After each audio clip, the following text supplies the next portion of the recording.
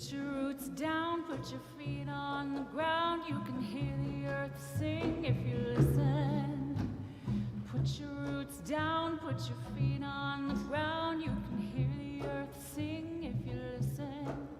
'Cause the sound of the river as it moves across the stones is the same sound as the blood in your body as it moves across your bones.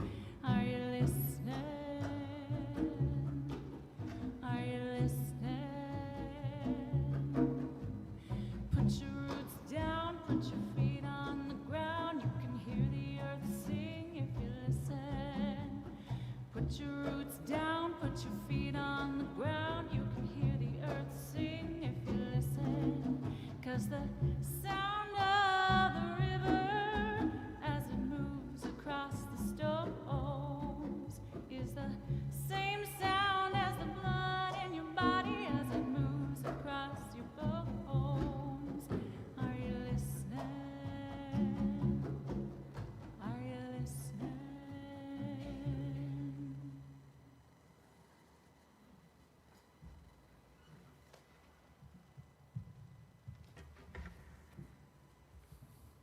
Are you listening? Welcome to the Westside Unitarian Universalist Congregation. I am Chris Darnell, and it is my great joy to be gathering with you this day, along with our speaker today, Ron Hammond. Christina Darnell, John Hanson, Larry Jones, Marion Key are providing music, along with Janet Sweet and Carrie Bagatelle. Rose Shepard is lighting our chalice, and Brinniger and Harper Darnell will be assisting, leading us through the time of all ages. It really is a family affair today. Henry Sikora and Nate Mesnard are our tech experts, bringing us together virtually. And for all these gifts of all these folks, we are grateful. It is a blessing to be able to worship with you together and to be here today. If you're with us for the first time, or maybe the first time in a while, welcome. We are so glad that you are here to share in this time, to make some space in your life, to attend to your heart and your spirit, to come together in community. Please visit our website or scan the QR code in the pews to fill a Getting to Know You welcome form so we can send you our weekly electronic newsletter, The Westside Week, which is full of information about upcoming worship services and other virtual activities. We hope that you'll join us after the service for conversation and community, catching up with everyone and seeing warm faces on this sort of overcast 5th Sunday of May. We gather today from many locations, and we take this moment to particularly acknowledge that our congregation resides on the traditional territory of the Duwamish people. In this acknowledgement, we recognize the Duwamish heritage imbued in the mountains and valleys, waterways, and shorelines that surround us all. May we nurture our relationship with our coastal Salish neighbors, especially the Duwamish people, and our shared responsibilities to this place. Let us take a moment to offer humble respect for this place and its peoples, and renew our commitment to the work of authentic reconciliation.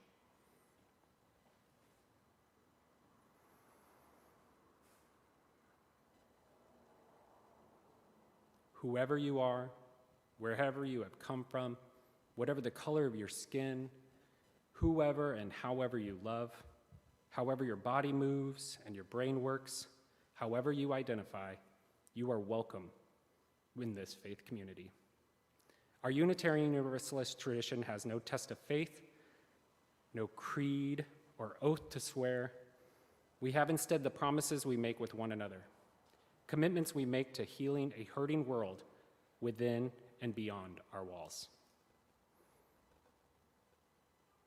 Our guest speaker today is Ron Hammond. Now, I asked Ron to give me a bio about himself so I could share. So I want you to know this is all coming from Ron. Don't hold it against me.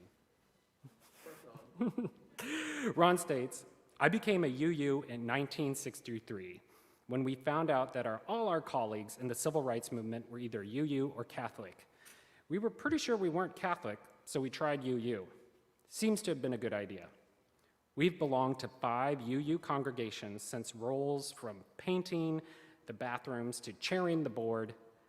Settling into Normandy Park 4 years ago, they're currently friends of both Saltwater and Westside. After 35 years of nomadic life, of a control system and scientific software author, Ron retired from Boeing as a technical fellow and never looked back. He considers himself a full-time photographer since. That's really good, so definitely. Today's opening words are from Howard Ikimoto. Ikimoto, who died a couple years ago, taught art at a small college in California, especially drawing. He believed strongly that art was for everyone, encouraging generations of students to enjoy the process of artistic self-discovery, and he lived what he preached. In addition to an accomplished teacher, Howard was a prolific artist whose work was featured in numerous galleries and museums during his career. He once said, "When my daughter was about 7 years old, she asked me one day what I did at work. I told her I worked at the college, that my job was to teach people to draw. She stared back at me, incredulous, and said, 'You mean they forgot?' Yes, we forgot."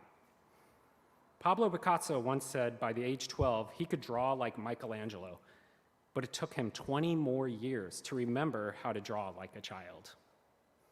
Was he thinking about technique? Hardly. Instead, he was regaining the joy, the delight of a child with a crayon in the hand.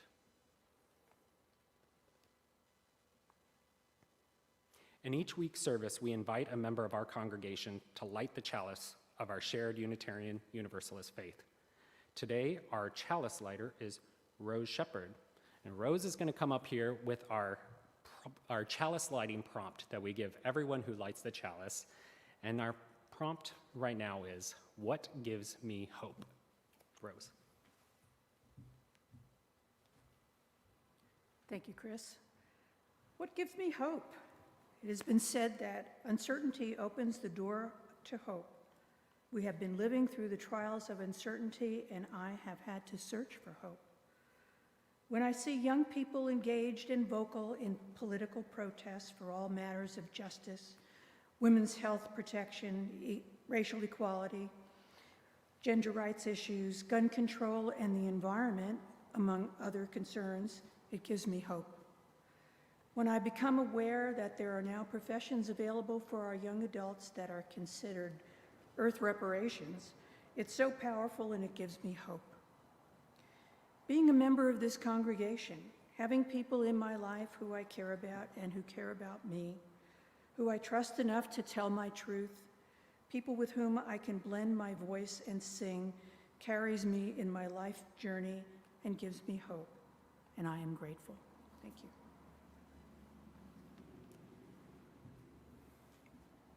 Thank you, Rose. Now, before she lights the chalice, I want to point something out to you. Ginger Brewer, who's been a very big leader about our partner church in Romania, brought in this special cloth that was embroidered by the church. So if you have a chance after the service, please come and take a look. It's absolutely gorgeous. It's hand embroidered, so very important. So, as Rose lights our chalice, please join me in speaking the words of our congregation's affirmation. Love is the doctrine of this congregation. The quest for truth is our sacrament, and service is our prayer.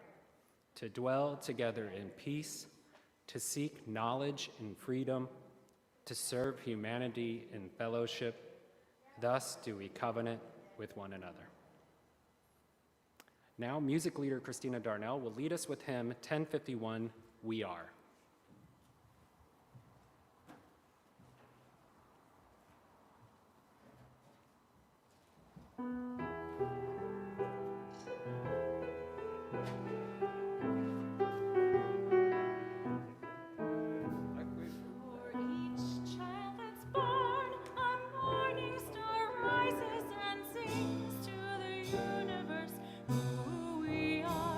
For each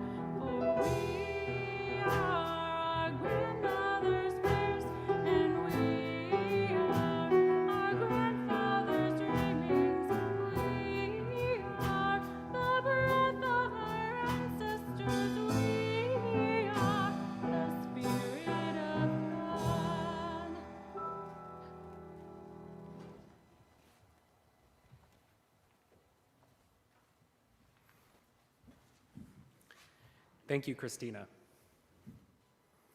In a moment, we will engage in a collective act of generosity known as our offering, when we take time to actively support Westside UU and its many ministries with our gifts by check, text, or by check.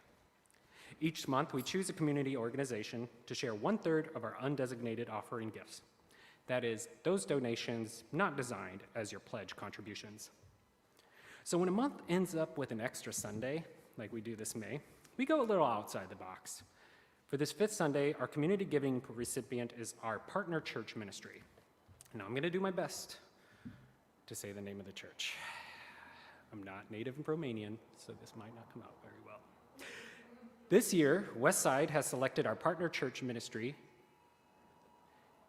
with, oh, here we go. Sorry, everyone. We're getting an Amber Alert right now. This year, Westside has selected our partner church ministry with Torosok St. George in Transylvania, Romania, as the recipient of our 5th Sunday collection. Westside has a long and rewarding relationship with this community for more than 2 decades. Nurturing this connection helps us understand the foundations of our faith and allows us to develop personal relationships with fellow Unitarians across cultures. The funds raised through the offering will be used to support that connection through the annual holiday mailings, cultural exchanges, and supporting youth to travel to Transylvania. Our ministry is also proud to stand with Transylvanian Unitarians who are responding to the influx of Ukrainian refugees by addressing their basic needs for food and shelter, as well as setting up schools to educate the children. And just so you know who you're donating to, Ginger has provided us some beautiful pictures of Romanian and the Romanian people, as well as the congregation, that you could come and take a look at after the service to see who we're actually supporting with these donations today. You can give by text by sending a message with the $sign and the amount you want to give to 616-404-4171. If you need to update your payment information, text update to the same number. For folks who are here in the sanctuary and prefer to share gifts by cash or check, you note that there's a box in the back of the sanctuary to collect your giving. If you'd like your gift to be recorded as coming from you, please use the envelopes in the pews. Thank you to everyone for giving as you are able to support Westside and the Partner Church Ministry. Your generosity of time, treasure, and presence are gifts that sustain us as a community. Please enjoy this centering music, a flute duet with Janet Sweet and Carrie Bagatelle. I didn't get a chance to get the name of the piece into the program, so if you'd like to know, the name of it is called The Nightingale, and it's a contemporary piece by a man named Grant Horsley.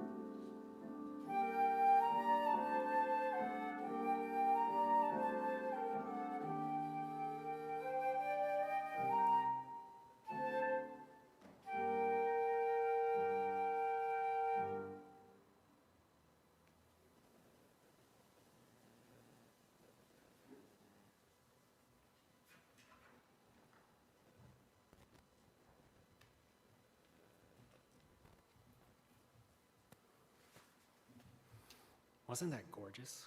Oh my gosh. Thank you to everyone as giving as you are to support Westside and Partner Church Ministry. Your generosity of time, treasure, and presence are gifts that sustain us as a community.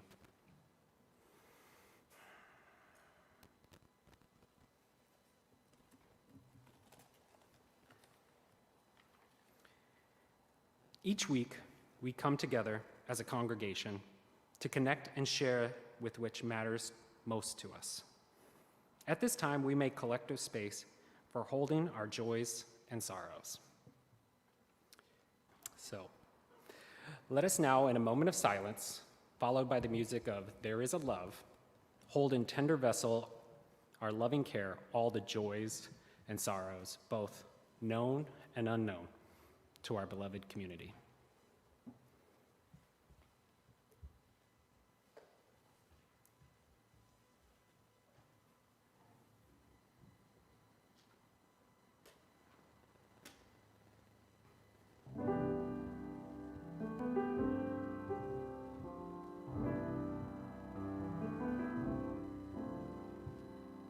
There is a love holding me. There is a love holding all that I love. There is a love holding all. I rest in this love.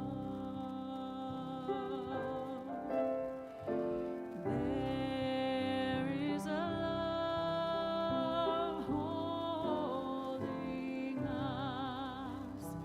There is a love holding all that we love.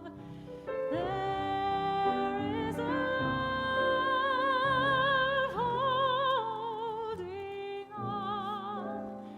We rest in this love.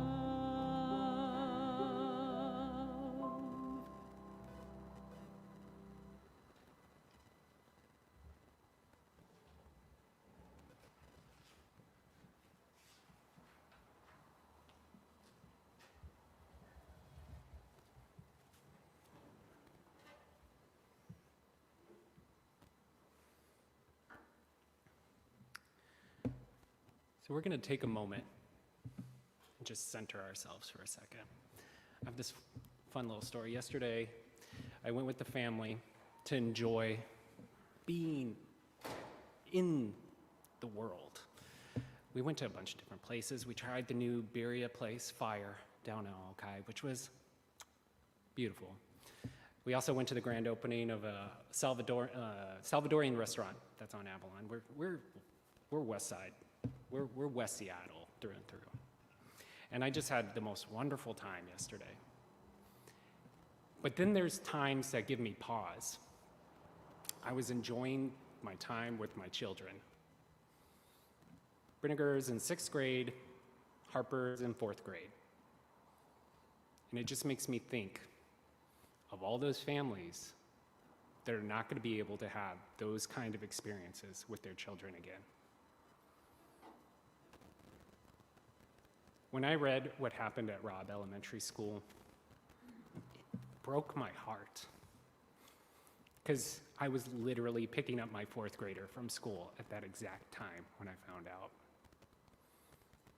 I couldn't help but long for those families that were sitting there unknown of what's happening, not able to do anything about it, feeling helpless. Honestly, I think I could speak for a lot of people and say that we all felt helpless in that time. Just as we felt helpless in Buffalo, what happened at that Tops Market. How we felt helpless 10 years ago during Sandy Hook. Or before that, Virginia Tech, or Pulse nightclub, or Columbine. I asked some minister, I'm just a regular guy. I've never gone to theology school. I barely graduated college. I'm not much of a wordsmith. So I reached out to different ministers to be like, how do you talk about this? A lot of them said, I don't know. How can you keep saying the same things over and over again? We could bring it back to Memorial Day, what the true version of a Memorial Day is. We could talk about that. I could take time and list every name that was infected by gun violence just in the last 3 weeks, but we don't have time for that. What do we have time for? You know, Christina's going to sing this song called Children Will Listen, and I've heard it a couple times this week. And there's a point in it where she says, how do you say it will all be all right when you know that it mightn't be true? When you know that mightn't be true, how do you say everything's going to be all right with a straight face and be honest with it? I don't know. This is one of those times where I can say, I don't know. And it's all right to say, I don't know. But I think more than anything else, that we do not forget and we do not stand idly by, and we take this time to use this space, use this as a collective call to action for us to address this violence head on. What does that look like? I don't know. There's a lot of really smart people, even in this room, that are doing collective action already. There's people that are in this community that are doing collective action already. We just need to go and be part of it. Show up.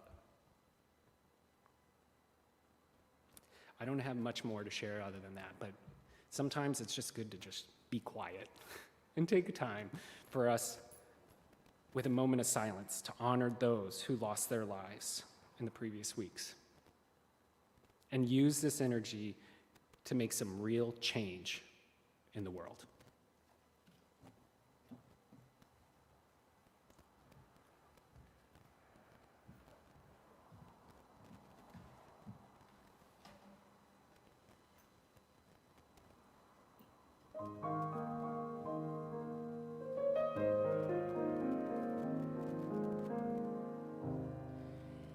How do you say to your child in the night, nothing's all black, but then nothing's all white?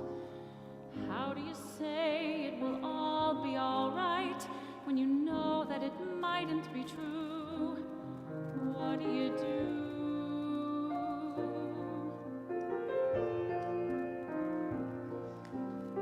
Careful the things you say, children will listen. Careful the things you do, children will see and learn. Children may not obey, but children will listen. Children will look to you for which way to turn, to learn what to be.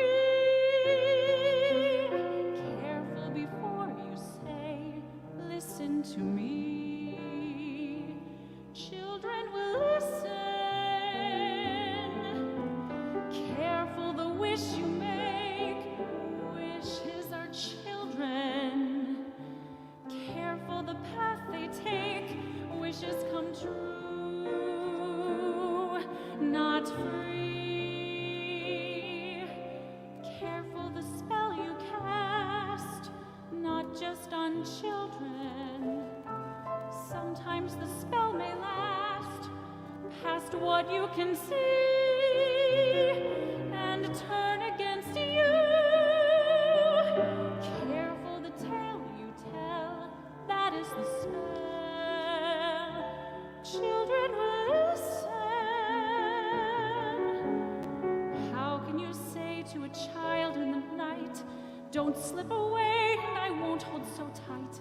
What can you say that no matter how slight won't be misunderstood? do you leave to your child when you're dead? Only whatever you put in its head. Things that your father and mother had said, which were left to them too. Careful what you say, children will listen. Careful you do it too, children will see and learn.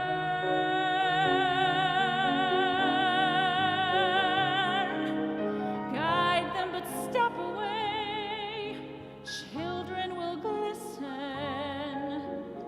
Tamper with what is true, and children will turn, if just to be free. Careful before you say, listen to me. Children will listen, children will listen, children will listen.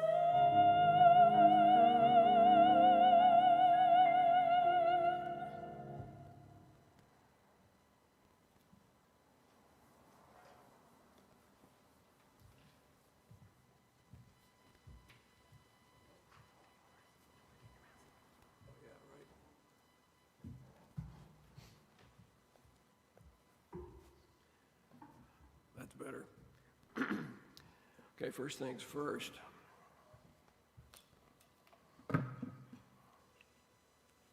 My ever helpful wife keeps telling me that I need to glue a little Velcro strip on my forehead so that I can keep my reading glasses at hand. I haven't done that yet.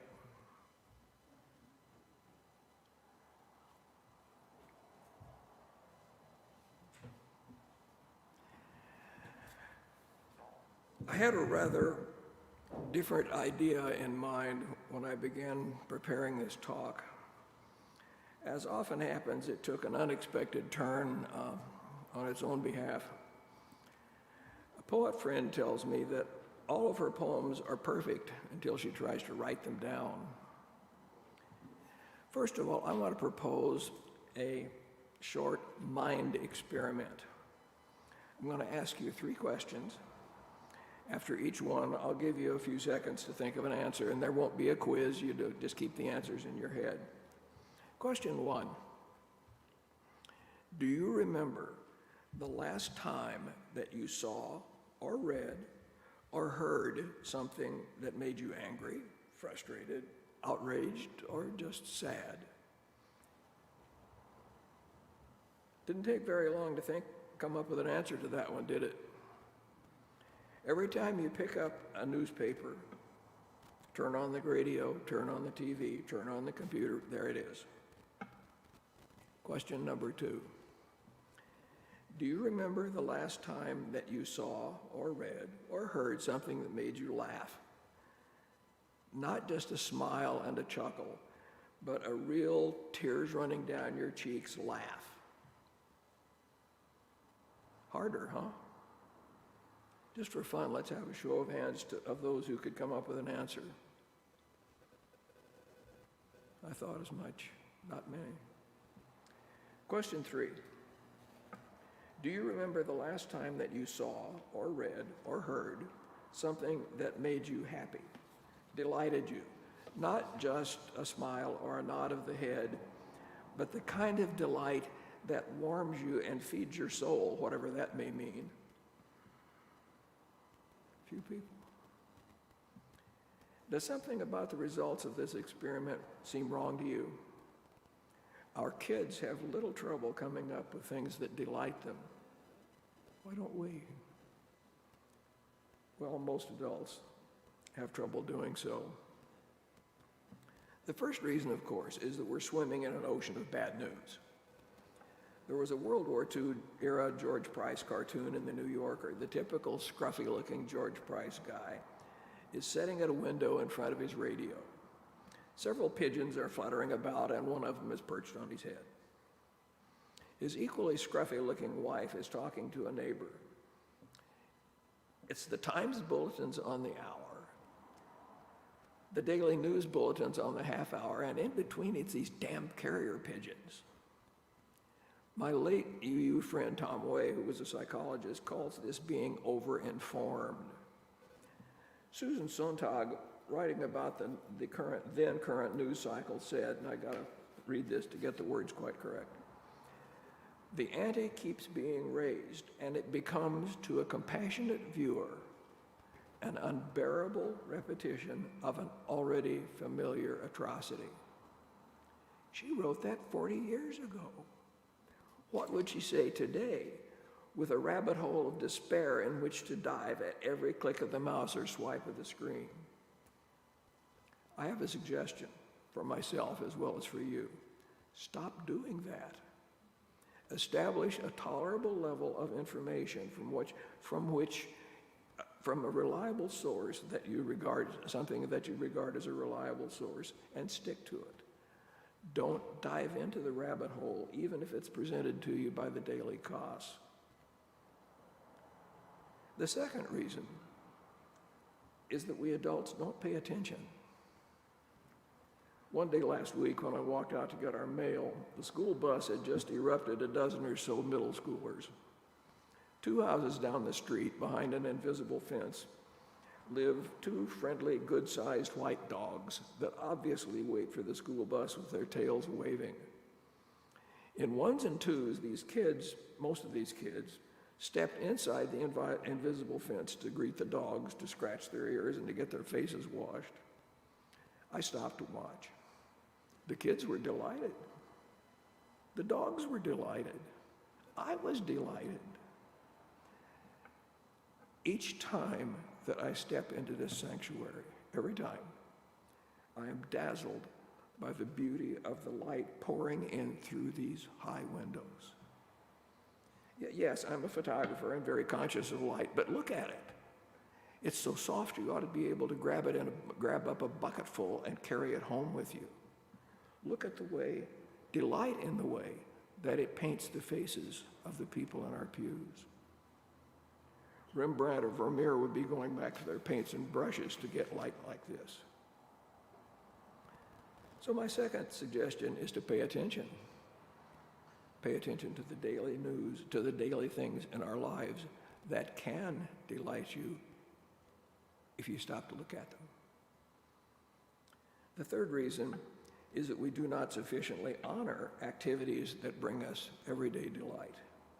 Yes, we go to a concert or to a museum or watch a movie or whatever, but those are special occasions.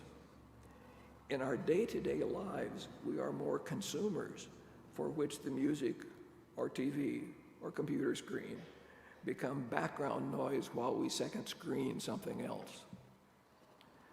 So I suggest that we stop trying to multitask. If you're listening to music, put down your book and really listen. I have a tough time with that one. If you are reading, turn off the TV or music and really read. Neither do we consciously seek out people that bring us delight. The people on the stage are obvious exceptions. I often seek out the company of poets, painters, musicians, dancers, photographers, because, slightly paraphrased from an essay by Robert Adams, they may not make their living by it, but by it they are made alive. And they make me alive too. Have coffee or lunch with a friend whose company makes you laugh, or just happy. You need that. So does your friend. The fourth reason is that we don't play enough. Kurt Vonnegut, who was a staunch UU, wrote, "Go into the arts." I'm not kidding. The arts are not a way to make a living. They are a very human way of making life more bearable. Practicing an art, no matter how well or how badly, is a way to make your soul grow, and I'll put in whatever that means.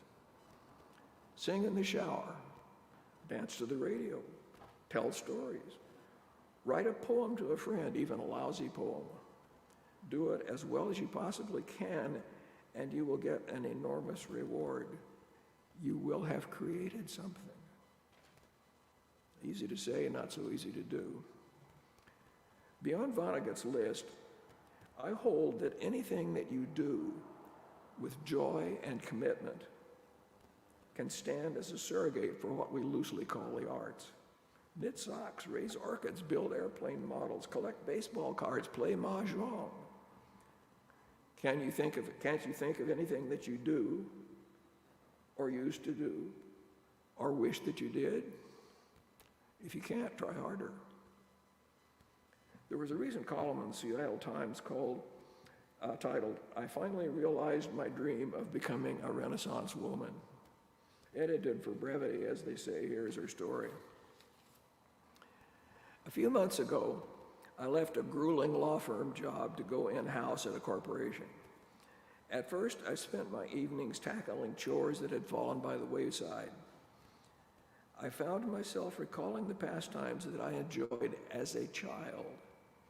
I finally had time for recreation. But I worried that the opportunity to pursue old passions had passed. Apprehensively, I pulled up a search engine and entered class names along with the words Seattle and adult. And I was stunned by the wealth of classes I found. I embarked on a class spree, but I was in for yet another surprise. All of the classes aroused in me a joy that I had not felt since childhood.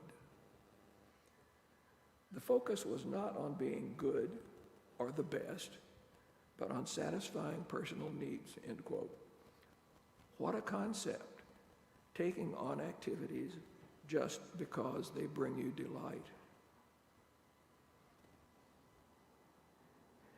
Everything that I've suggested so far requires only individual action, easy to say, not so easy to do. But that brings me to the final issue for today, and here's where it took an unexpected turn in preparing this walk. What can we expect? What is reasonable for us to expect from our church affiliation to give us delight? Well, first of all, lighten up. We UUs tend to be so damn serious. Look up www.uuhystericalsociety.com. Not historical, hysterical. Their motto is, if you didn't spray coffee out your nose today, we didn't do our job. I have it on good authority that there are some people in this congregation that are already aware of that resource, and I hope it becomes more common. 7 years ago, the then sitting president of the board of another local UU congregation, a longtime friend, and I were discussing this issue. He said to me, quote, "If your major interest is in protecting the environment, there are a dozen organizations for which that is their sole purpose. If your major interest is in social justice, there are a dozen organizations for which that is their sole purpose. If your major interest is supporting and strengthening the well-being of the members of our congregation, there is only one organization for which that should be the goal." End quotes. Should be the goal. I firmly believe that the core responsibility of our denomination and our congregation is to build better people, not only to act, but to give us the tools to deal with the chaos of our everyday world and the resilience of spirit to be able to wake up tomorrow morning and do it again. Selfish of us, guilty as charged. But if we do not do this, including adding delight to our lives, we fail ourselves. We will fail our congregation. We will fail our world. I clearly recognize that our current social, political, economic, ethnic world is riddled with conflict, and that it is the responsibility of our governments, institutions, churches, denomination, local congregation, individuals, to not only be aware of these things, but to do what we can to resolve them. That's it. Doing what we can to resolve them does not mean doing little else. Neither does it spend neither does it mean spending as much time and effort as we do on governance, statements about what our faith is built upon, and manifestos. Our governance, with the laudable goal of making sure all voices are heard, has never been exactly light on its feet. We UUs are a cantankerous bunch and definitely inclined to over-intellectualize. Are you certain that we have discussed this thoroughly? That's the surefire statement that we're going to have at least one more meeting about this. As we have come more and more to expect decisions to be made at a denominational level, it has become glacially slow. One of my favorite speculative fiction stories is about a society in which there's only one law, the law about creating a new law. That law is so convoluted that a second law has never been enacted. We're not there yet. But 3 years to get a proposition in front of the General Assembly for a vote? Really? Without stating my opinion on the current proposition, I will note that it seems to have created as much condemnation as consensus, and that's after 2.5 years of wordsmithing. Can't we do better than that? The original William Boeing said in the 1930s, "Why do we spend so much money on advertising? Why don't we spend it on building better airplanes? Why do we spend so much time and volunteer effort trying to define our congregation's values, denomination's values? Why don't we spend it on building programs that embody them and bring us delight in the bargain? All it takes is money, as that's only partly true. Deciding to make it a priority comes first." So what do I suggest beyond the individual actions that I have already proposed to try to bring more delight into our lives? Specifically, what can we do as a congregation to build programs that embody our values and add delight to our lives? Here are some ideas. One local congregation partners with a small music school.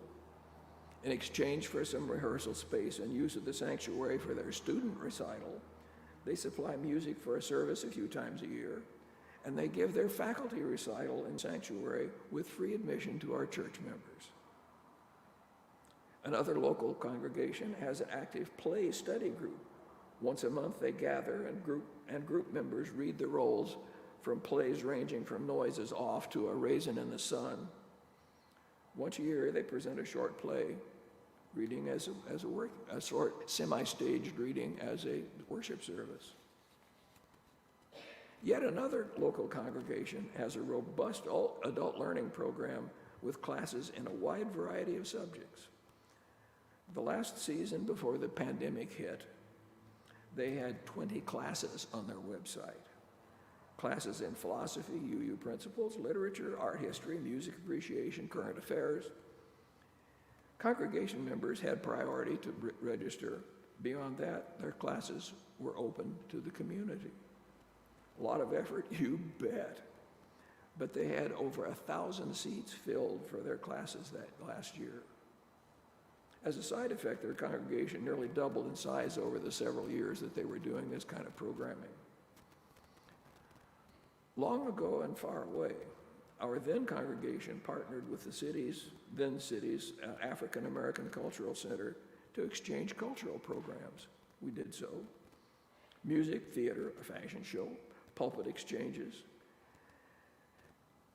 None of these were done specifically to raise money or attract people to the congregation.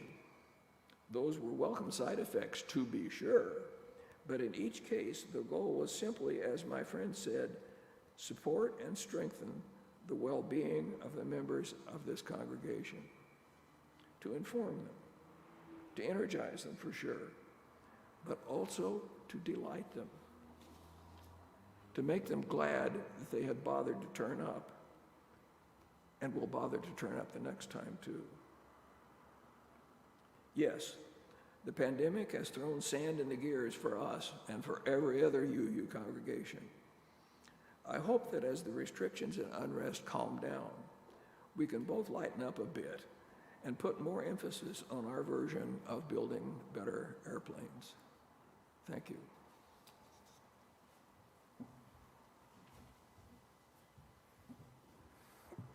Thank you, Ron. Now, Christina will lead us in our sending hymn number 324, Where My Free Spirit Onward Leads.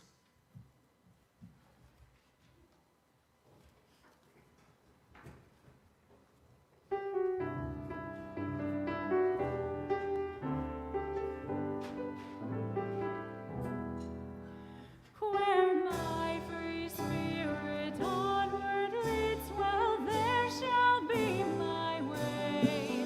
By my own right illumined, I've journeyed night and day. My age a time-worn cloak I wear, as once I wore my youth.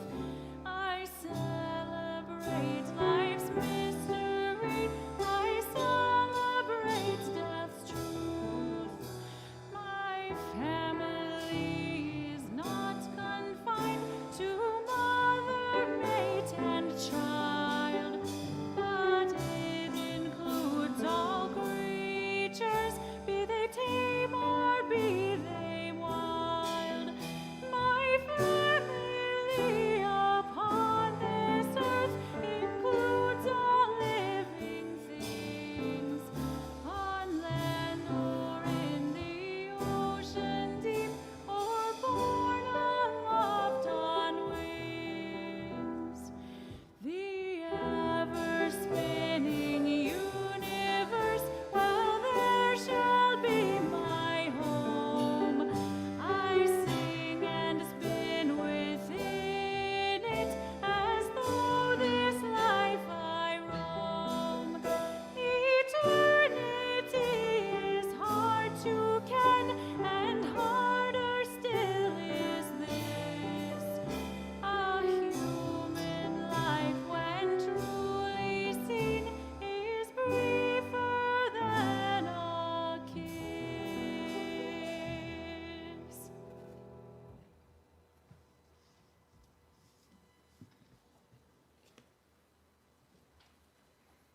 As Rose Shepherd releases our flame, listen to these words by 19th century everythingist, that's what I call a person who does all the things, Sir John Lubbock, in his book, The Pleasures of Life, Part 2. Art is unquestionably one of the purest and highest elements in human happiness. It trains the mind through the eye, and the eye through the mind. As the sun colors flowers, so does art color life. May you go into this week blessed and blessing the world. We hold you in our love as you go. Christina will now finish the service with the fivefold amen.